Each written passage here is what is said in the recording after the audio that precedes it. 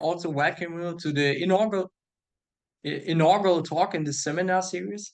And yeah, as said before, my talk will be on reliable and encrypted matrix inversion, and we will look into application in system identification and also its broader impact. The underlying work has been developed with my colleagues Philipp Windfeld and Niels Schlüter and my supervisor, Professor Moritz Schulze-Dahl. So to get an idea why we even want to look into reliable encrypted matrix inversion, we have to look at it from a much broader perspective. And therefore, I will give you a short introduction to my field of research, which is privacy-preserving optimization. So I will start with a very general form of optimization problem here, where we'll have some kind of cost function that we're trying to minimize, some inequality constraints and some equality constraints. And they're parameterized with this parameters theta here.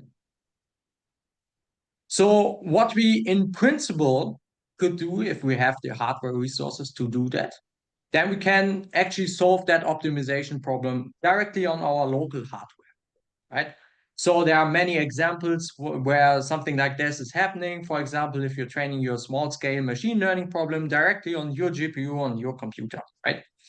And also it could be the case that we have embedded systems. For example, a model predictive control algorithm that works on an embedded systems, for example, in an automated driving car or in industry settings. However, we will look into privacy preserving optimization. And there it gets more interesting for us if communication comes into play, right? And one straightforward way where we can have this communication is if we're outsourcing this optimization task to an external server.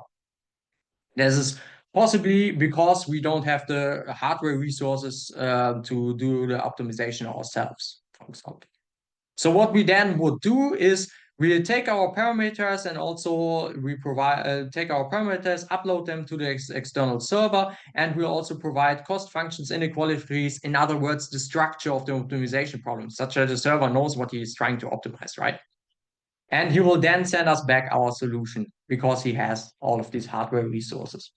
And one example that's typically used nowadays is cloud-based machine learning, where we actually are uploading our data set, which would be like the equivalent for our parameters here. And we would also give like our loss function and maybe our model architecture. It depends a bit on the problem formulation in a deep neural network. This would be like in the equality constraints, for example. And then we'll have these large companies that provide cloud support for machine learning tasks, and they'll actually have all of these GPUs, and they solve your deep learning problem and get you back your weights of your deep neural network. We could have one other motivation why we're doing something like this, and this is if the client does not have the knowledge to even construct this optimization problem before at first. So this is the example that we will have here because we are looking into system identification. And system identification, of course, it's not that hard, but it's something from like a control-related field. So if you don't have an expert in system identification, he possibly may only have the data and does not know what to do with it, how to actually even construct that system identification task. And then you'll offer it as a service because you have all of these control theorists on your server side and they know, okay, we need a squared loss function here to actually calculate the system identification task. So this is what we mean if we provide something as a service. And so then the server would provide that as a service. Could also be a combination of both, right? You could also not have the knowledge and not have the computational resources, right? And another straightforward way where we'll have communication is also if we have a collaborative optimization. So where data itself is distributed to different clients, and maybe also the cost function or equality constraint stems from different clients or can be calculated at different clients. So what they have to do is obviously pool their information, pool their data, to actually get their respective results back. So they have to do this optimization problem together, so they have to communicate. For example, we could have different companies along a supply chain and they're optimizing their flow of goods together. Or another example, more from the machine learning perspective, we could have different hospitals training a cancer detection algorithm on their combined patient data sets. So they'll have a better cancer detection algorithm because they have a broader patient database. And I think every one of you has a bit of a problem on doing collaborations directly on the medical data of patients, because the issue there would be privacy. Of course, this medical data is sensitive information, and yeah, to formalize that, these parameters and also the solution of our optimization problem will contain sensitive information in all our examples. It can be the case in the collaborative setting, but it's also the case in all of our outsourcing tasks examples that we had. And why is that a problem in this outsourcing task? Because we always model these servers to be honest but curious. Honest such that they will follow the algorithm that you prescribe them. They will calculate your optimization problem, get you your solution. But they, in the process, will try to get as much information as possible. That's something that cloud companies typically do. And if that's like company data, then obviously you'll have you will have the need to actually protect that data, and especially if that's patient data or customer data. And another problem that occasionally happens is the cloud provider itself could get hacked. I brought you here two recent examples where this happens, and then of course you don't have any possibility to track what's been done with your data. They will sell it to anyone, and yeah, obviously that's not something that you will want with your patient data and not with your company data, right? In the collaborative setting, I already said, okay, it's an issue because we have to, yeah, like collaborate with your private data that you may not want to share with your collaborators, because maybe you are in a company setup and you are in a competitive setup and you don't want to provide your company information to another part. And another problem could be to make things more efficient, that you need a third party to do the calculation. And then you'll have all of the problems that I have aforementioned here. If you do the outsourcing task again, you could get hacked, or you'll have an honest but curious third party. So we have a problem at hand because we need to perform the optimization, but we need to keep the data private. And that's something that's really tricky, right? Because we need to keep the data private, especially from the hands of our collaborators on the optimization problem. But at the end, we really need the solution in plain text. We need to do something with that. And one way to do this is, and that's the way we will be doing that, is homomorphic encryption. Homomorphic encryption is especially suitable in the single server, single client architecture, where you actually encrypt the parameters. And I will go into more detail about homomorphic encryption later on. But the basic idea is you encrypt these parameters, send them to the server, and the advantage of homomorphic encryption is then he can do calculations on these encrypted values, cannot infer the values from the encrypted values, but he can do calculations on them such that he will calculate your optimal result and send it back to your client.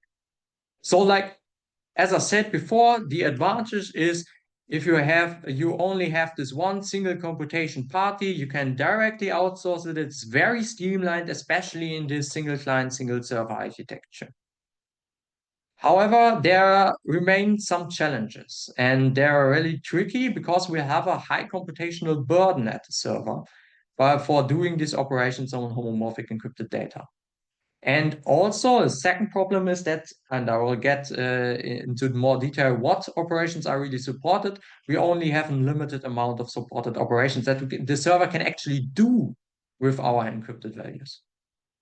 And this is why the literature really doesn't focus on that. Because yeah, it's really computational heavy, and they say like right now it's a lost cause. It's just take too long and it's too difficult.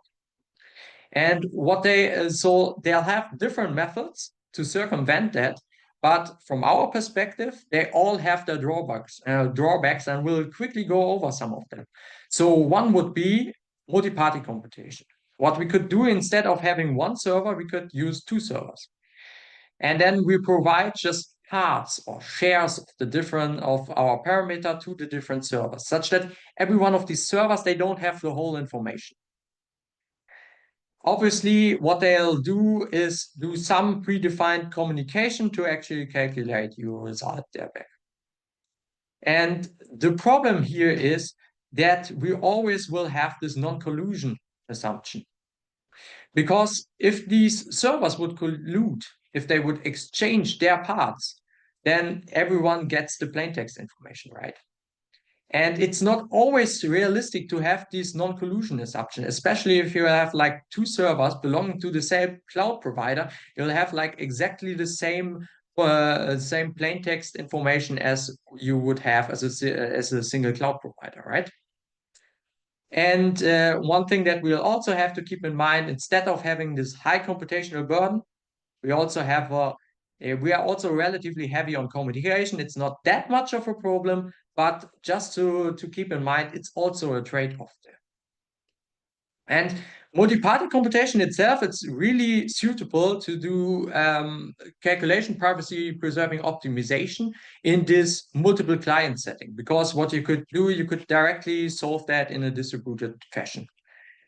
However, there is the problem that this being heavy on communication gets really out of hand, because you have all of these different communication links, and this really gets out of hand if you have multiple clients. And that's also the reason why not that many elements of the literature are really focusing on something like that. So what we instead observe is something like this. So we'll have a server, a third party again, and all of these clients are directly linked to the server. So we have the single cloud with multiple clients setting. And we'll then upload our parts to the server. He does the calculation and send them back to the clients, their respective solution. And how could we ensure privacy in that fashion? Actually, what most of the literature does is what we so-called obfuscation methods. So where we'll have some kind of interchange between the server and the clients to actually calculate the result. And at the end, we'll get the result here. And there will be some kind of masking going on. There will be some kind of encryption, but then some intermediate decryption again. And of course, we'll always have this communication during the process.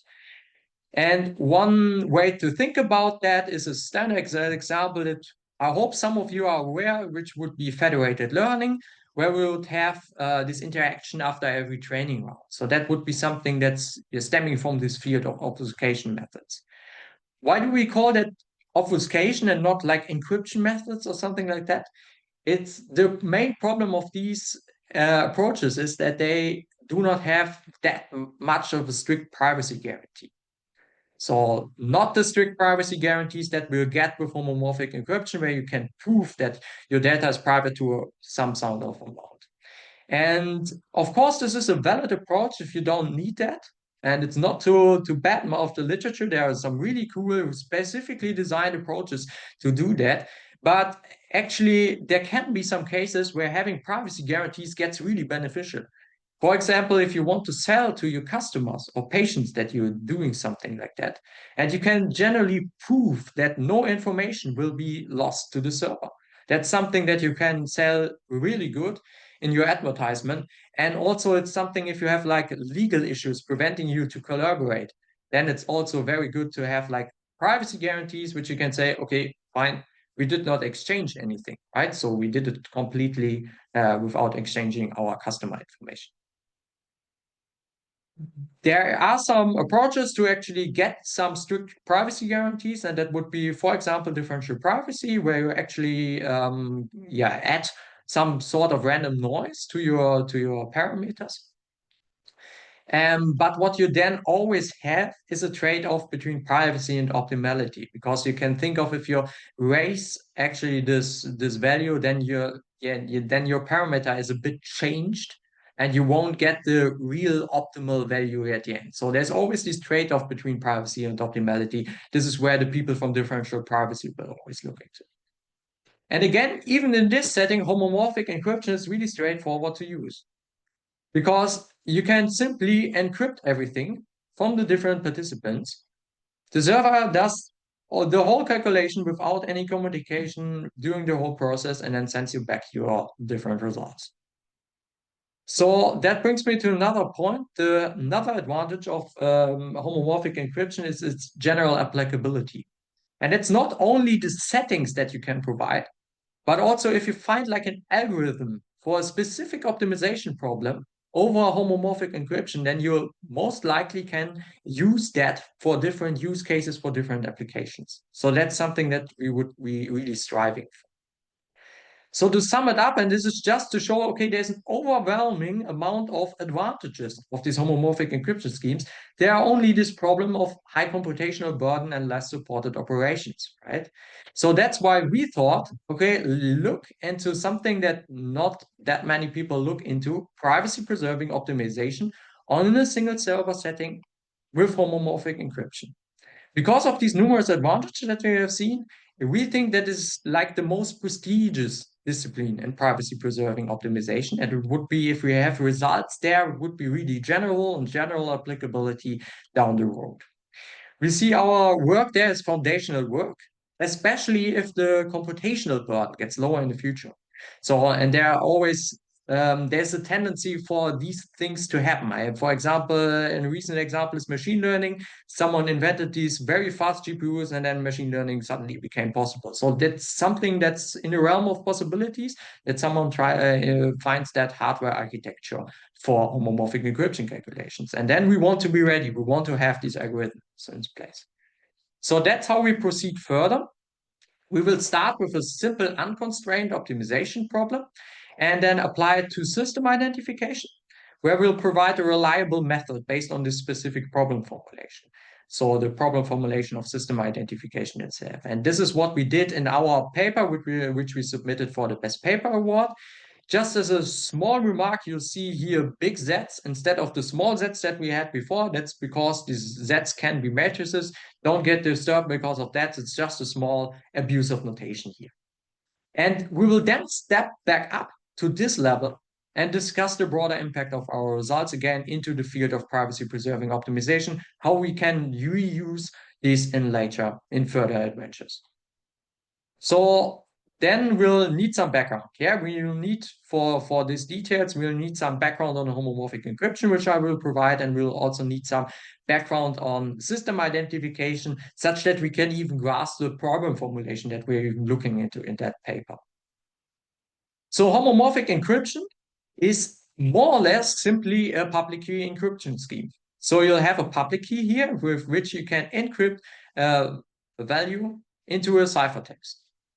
And then you'll obviously have a secret key here with which you can do the decryption again. And the advantage of homomorphic encryption, like I said before, you can do calculations on them. And that's just because you can define operations on these ciphertext here.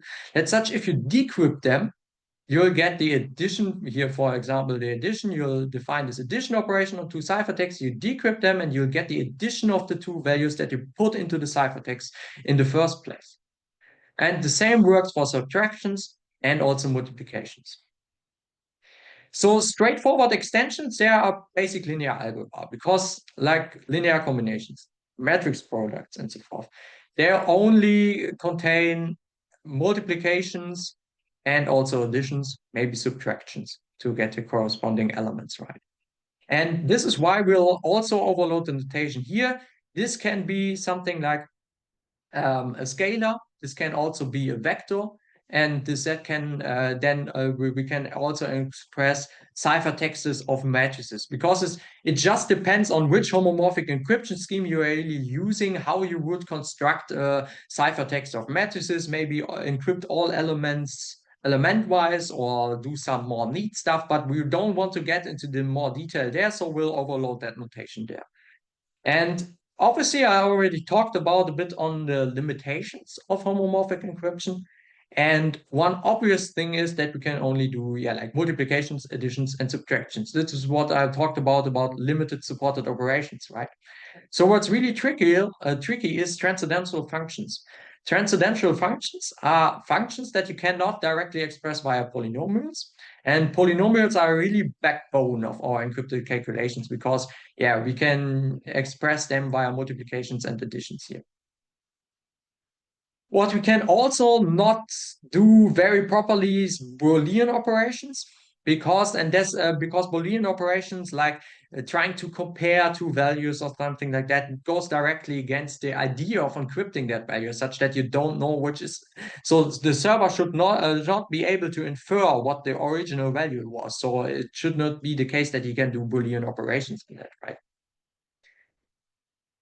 So with this in mind, we'll look into system identification. And I brought you the simplest example that we will use in our case study later on is finding the coefficients of the CISO transfer function, which is a discrete transfer functions from noisy measurement data, where actually these are of length L.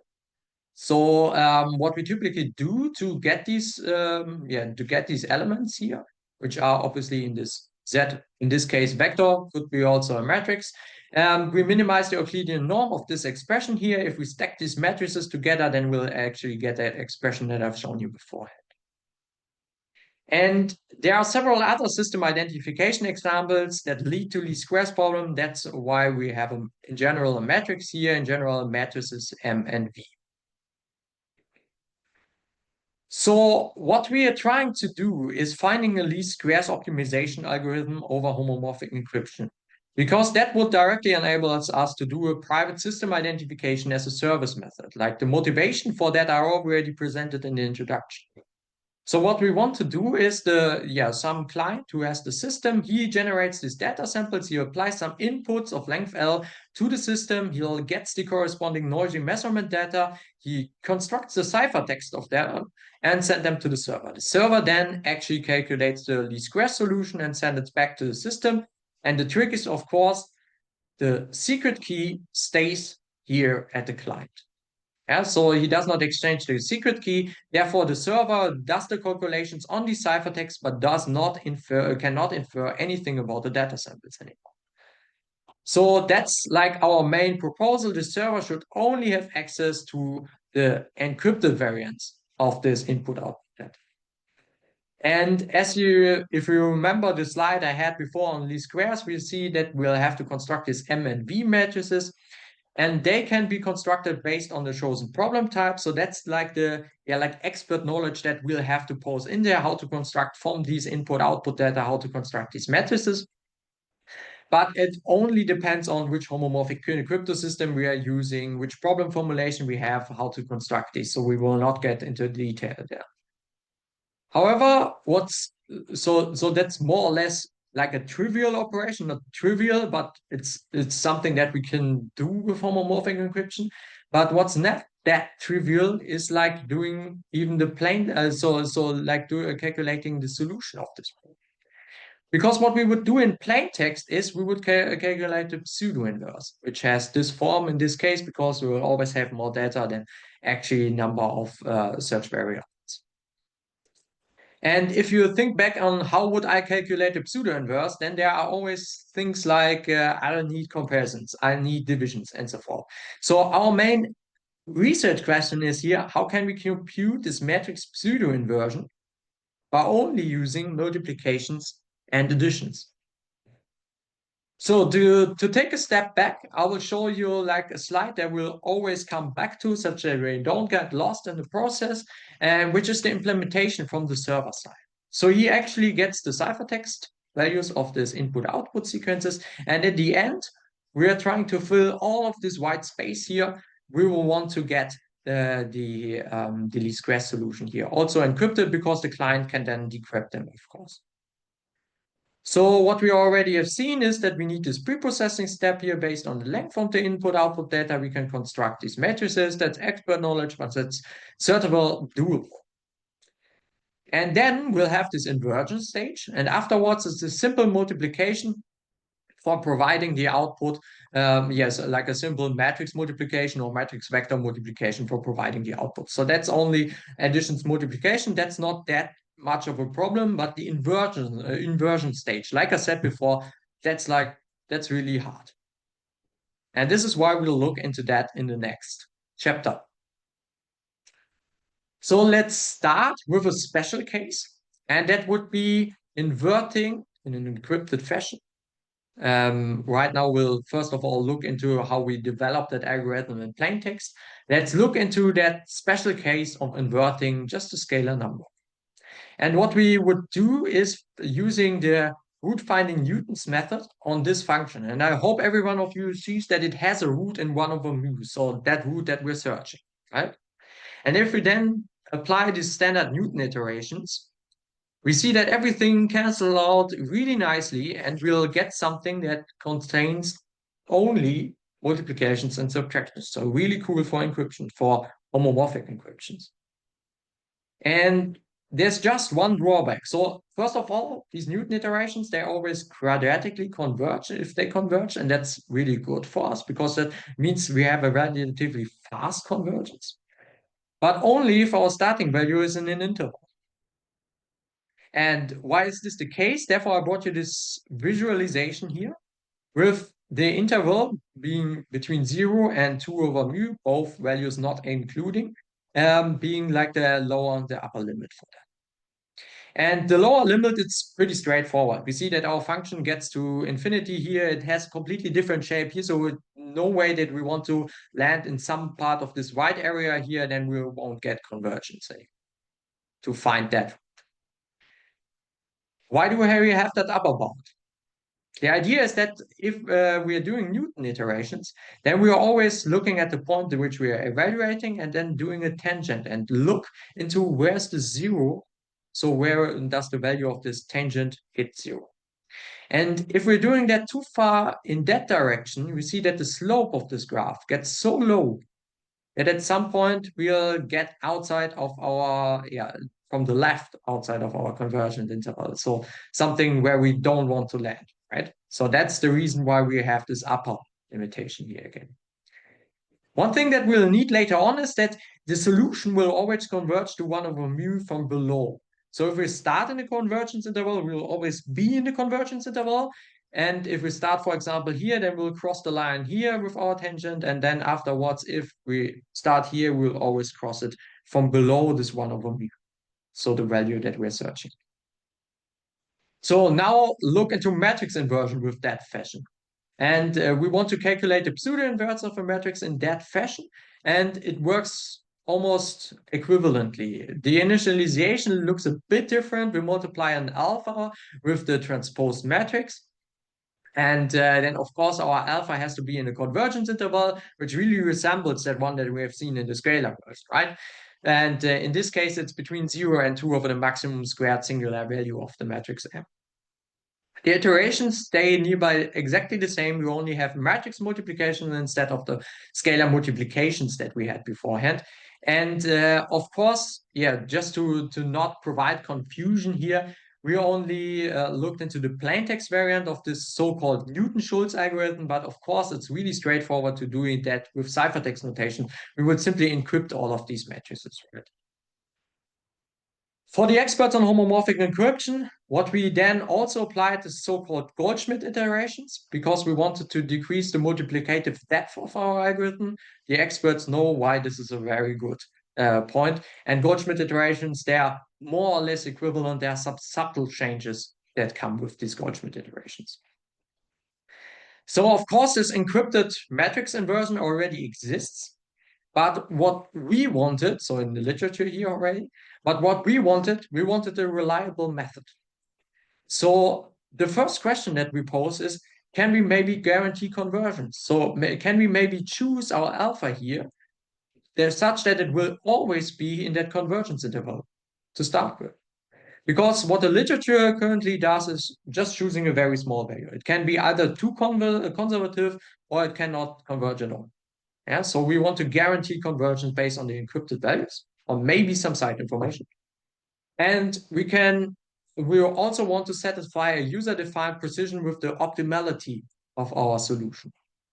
And that's where we'll step into to answer these two questions. Where are we? We are in our scheme again, and we are trying to get our starting value alpha here, such that we will always converge. And actually, I take the answer beforehand. It is sufficient to additionally encrypt 1/beta squared, where beta is the maximum value of our input-output data sequence. And the reason behind that how we develop that is that we use this over approximation of the squared maximum singular value of the matrix M by the Frobenius norm. This is something that we will really need because it's like the bound of our convergence interval. And the Frobenius norm, it's cool because we can calculate that in an encrypted fashion. It's only additions and multiplications. And it's also the sum over all squared singular values and therefore always larger than this squared maximum singular value of the matrix. We can then also over-approximate the Frobenius norm. The Frobenius norm is always like adding all of the squared components of our matrix. And if we don't have this pathological case that we only have betas or minus betas in our matrix, which will obviously don't happen if we have system identification with random data and so forth, then it would be that the Frobenius norm would be the matrix dimensions multiplied with beta squared. So we will assume the strict inequality here throughout the whole presentation. We wrote about that in the paper. So then we can calculate this mu here, which is the Frobenius norm squared. And we will start our matrix inversion stage with this alpha, which is 2 over mu. This already satisfies our convergence guarantees because this will always be in the convergence interval. It is a value strictly larger than 0, and it is also always lower than the upper bound 2 over the maximum squared singular value because this Frobenius norm squared is larger than the maximum singular value squared. So if I invert that, the value gets smaller. However, of course, this is the division again. So we traded like an inversion by a division. So we need a new starting value for that. And that's the reason why we have the second over approximation. So we start with the second value and do some number of division iterations to actually calculate 2 over mu. How many of these division steps?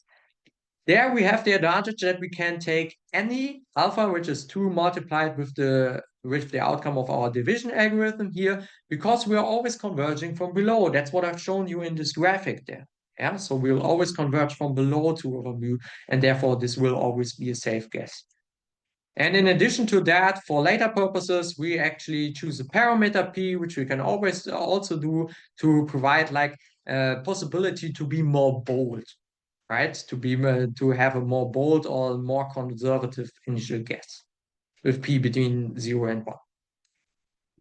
So this is how our algorithm right now looks.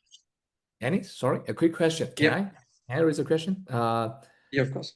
Can we go one slide before this? Yeah. When you say to ensure convergence, we choose this alpha, right? Mm-hmm. So my understanding was, as long as we choose alpha properly, we always ensure that the Newton's method works properly, right? Yeah. And then we have this quadratic convergence, right? Yeah, exactly. So this alpha does not, so the choice of this alpha does not really influence the quadratic convergence as long as it is within some, safe region or ideal region, right? Yeah, that's correct. That's correct. Okay. So then what's the purpose of picking different p then? Yeah, actually we have quadratic convergence. But if your starting value, so the optimal choice would be actually, there's some theory about that, would be 1 over mu here. Okay. That would, but obviously we don't know 1 over mu because then we'll actually have started our initial, so we started our division with the correct result, right? So what we have quadratic convergence, but we can get like the initial estimate very close to the correct solution, such that we have quadratic convergence, but we are already starting very close to the solution. So that's something that we can influence, how far we are starting from the correct solution. And that's also true for the Schulz algorithm. I see. Thank you. Yeah, exactly. Thank you very much for the question. It's very valuable. Exactly. So we'll now have this division stage, again, the inversion stage, and we already calculated that alpha here, of course, in an encrypted fashion right now. So we'll start with an encrypted initial value. And what we had to do, we had to also from client side encrypted 1 over beta squared, and we did not provide any side information to the server about the range of values or something like that. So one thing that is left to determine is the number of inversion steps that we'll have to take here. Yeah. We know that we have quadratic convergence, but as we pointed out, it can be the case that we are very conservative at the beginning or something like that. And yeah, we don't know our estimate at the beginning.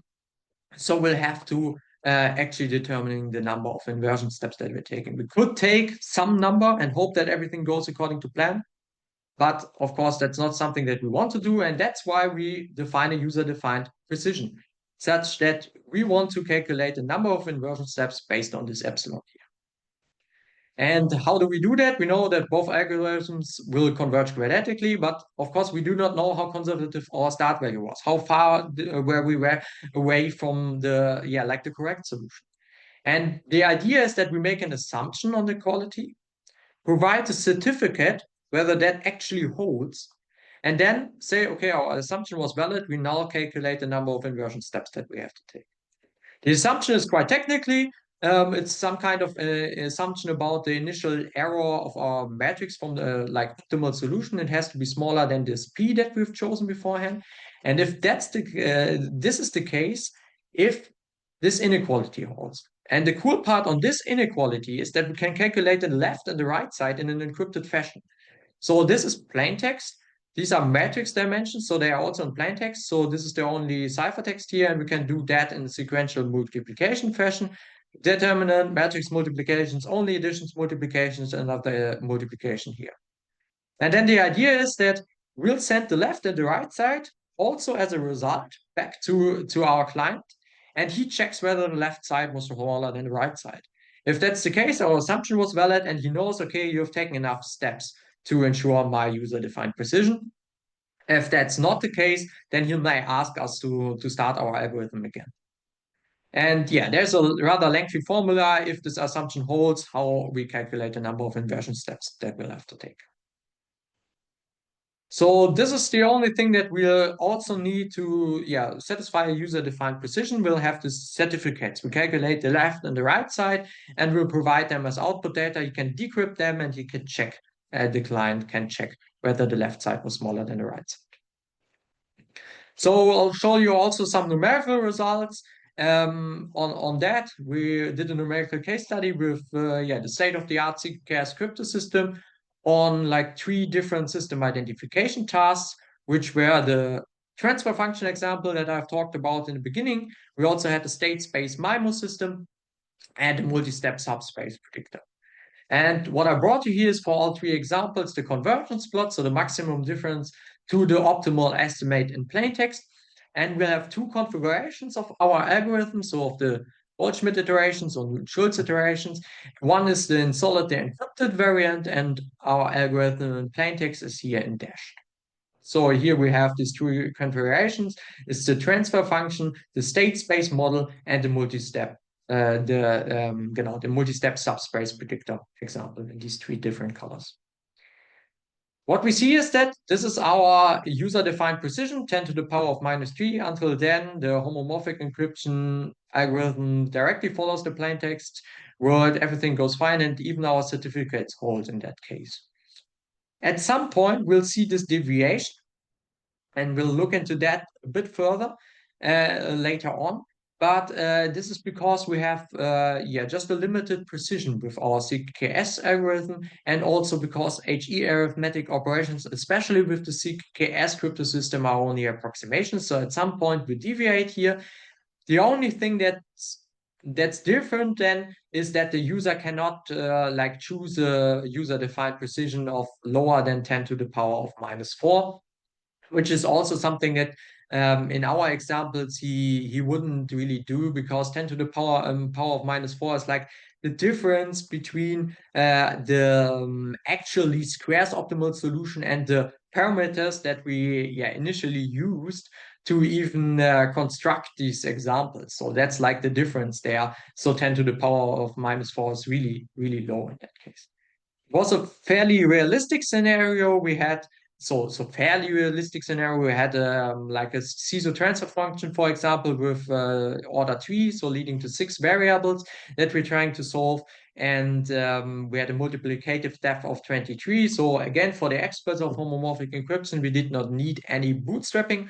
And we took about 10 minutes on a standard laptop to perform this optimization.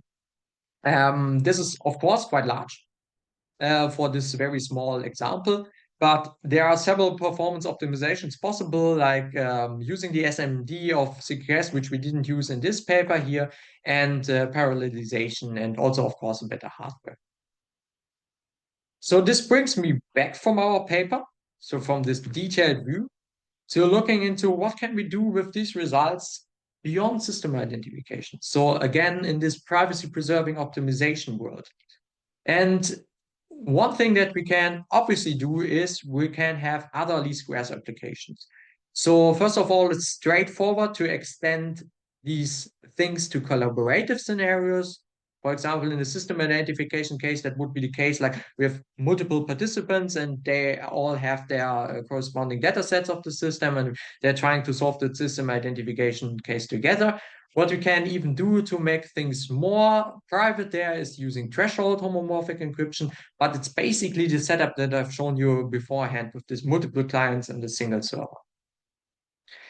Then we can use, of course, system identification itself for like things outside of the field of control directly. So for time series data, for analyzing time series data, for example, in financial prediction and so forth.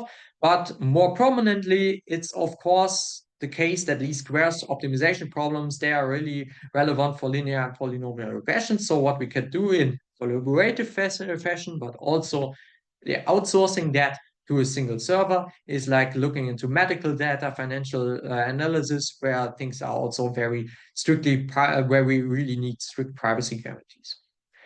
We think that the adaptation of our algorithm, even with the reliability part to other applications, is really manageable because the only thing that we actually needed was to encrypt this better, so an over approximation of the maximum value there and send it to the server. So that's something that's typically will find some resemblance in other linear polynomial regression tasks.